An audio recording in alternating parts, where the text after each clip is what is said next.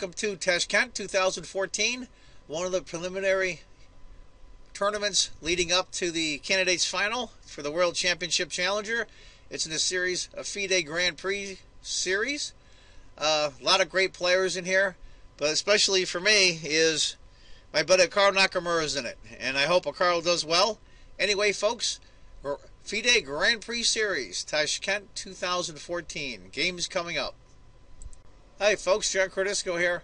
Another game from round one of the series, another leg in the series, I should say, of the FIDE Grand Prix. Getting the qualification for the candidates final, which is the last tournament. Whoever wins that tournament plays for the World Championship, either against Vicianand or current world champion Magnus Carlsen. They're going to be playing again in November, next month, in a rematch. Looking forward to that. But this is a series of tournaments to qualify to play in the World Championship. It's between Fabiano Caruana, Italian-American, rated 28-44. Oh my, you gotta be kidding, right? That's crazy. 28-44. We all know how well he did in St. Louis, Missouri here in the United States. And that incredible run he had against Maxime Vachier-Lagrave. They call him MVL. He's from France. No slouch either, 27-57. Don't underestimate Maxime. Anyway, folks, this is going to be a Najdorf or Nydorf. I had one of my viewers comment that I pronounced it wrong. C5, knight f3, d6, d4, pawn takes, knight takes. Typical stuff. Knight f6. Develop the other knight. a6. That's characteristic in the Najdorf or Nydorf. f3. Now, I like f3. I think an alternative move is bishop g5, and after e5, knight f5, bishop takes, queen takes. Interesting to say the least. After f3, e5. I like e5 for a bunch of reasons. Why? It chases off the knight, but it also controls these two squares. But I don't like the fact that now the d-pawn's a little backwards. Maybe I'm just a purist. Knight to b3, bishop e6, bishop e3, bishop b7. They're just developing typical Sicilian fashion. Queen, black castles, Caruana castles. Lagrave develops the other knight. Now, there's two choices here. Of course, the famous g4, which is typical in the Sicilian. You start running your pawns towards the king side because your castle on the queen side. Or h4. Computer calls for g4, but h4 is a very close second. Caruana decides to go g4. b5. These guys are all in books still. This is all in their preparation. All of it. Rook to g1. Typical stuff. In case you want to move this pawn to open things up in the future. This pawn is not hanging. Knight to b6. Knight to a5. Here we go. It's basically an even game right now, but that's why I don't play much e4 anymore for white. Is these Sicilians, they give black too many chances. And I'm not that great of a player, so I don't want to give my opponent many chances. Rook comes right over, of course. Beautiful. Put your rook right on the file of the king. g5, kick the knight. Knight goes to h5. He's in no real danger of being captured there. And this is what I call the grandmaster move, and it's also the computer's best move. King to b1, for a lot of reasons. Get your king a little more secure. Guard the a-pawn, and get out of the file here. Queen to c7, putting that pressure right on that file. Knight to d5, hitting the queen. Knight takes, e takes. Bishop takes. Well, we know what will happen if queen takes, and that's exactly what happened.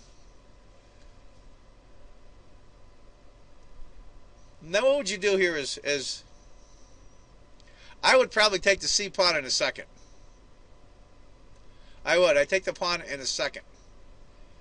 But he took the knight, which is, of course, is the better move.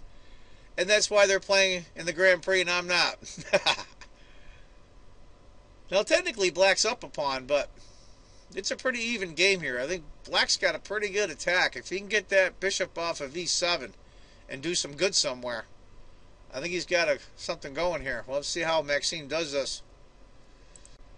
Okay, bishop d3. What to do, what to do? What are you going to do with this? g6.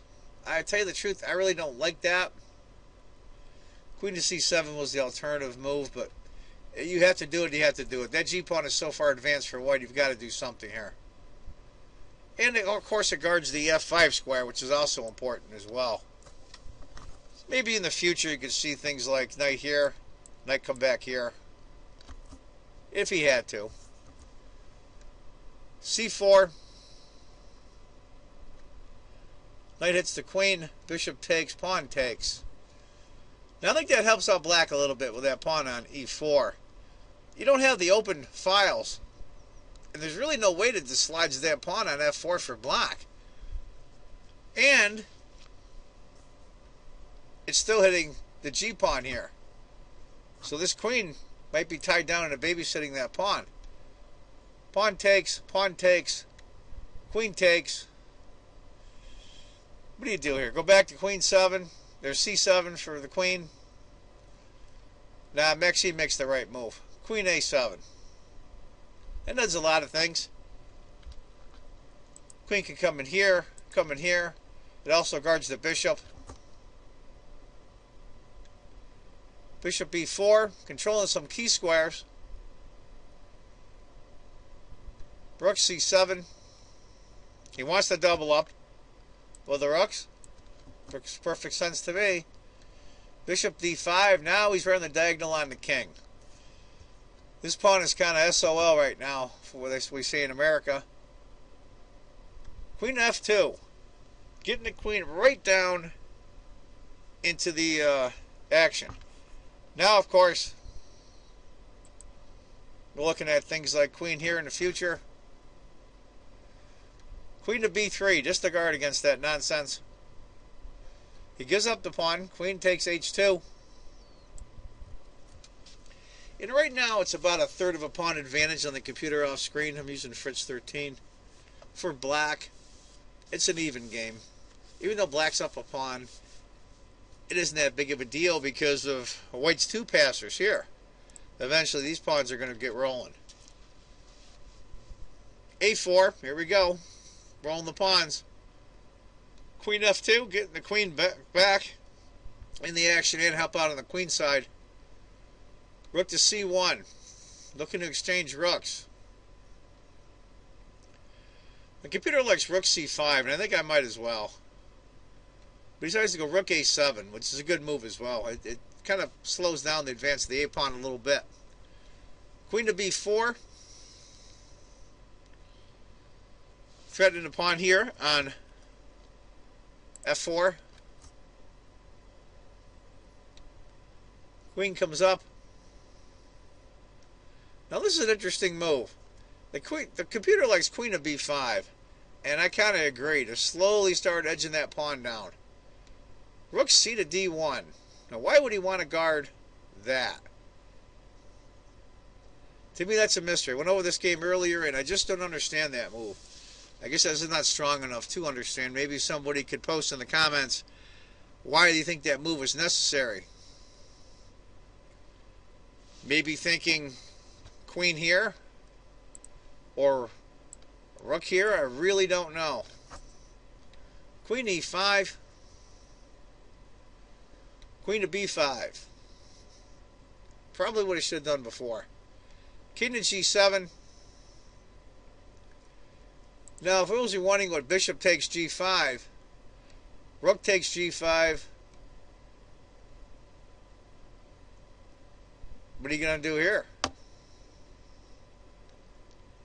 You're kind of SOL. Can't take the rook.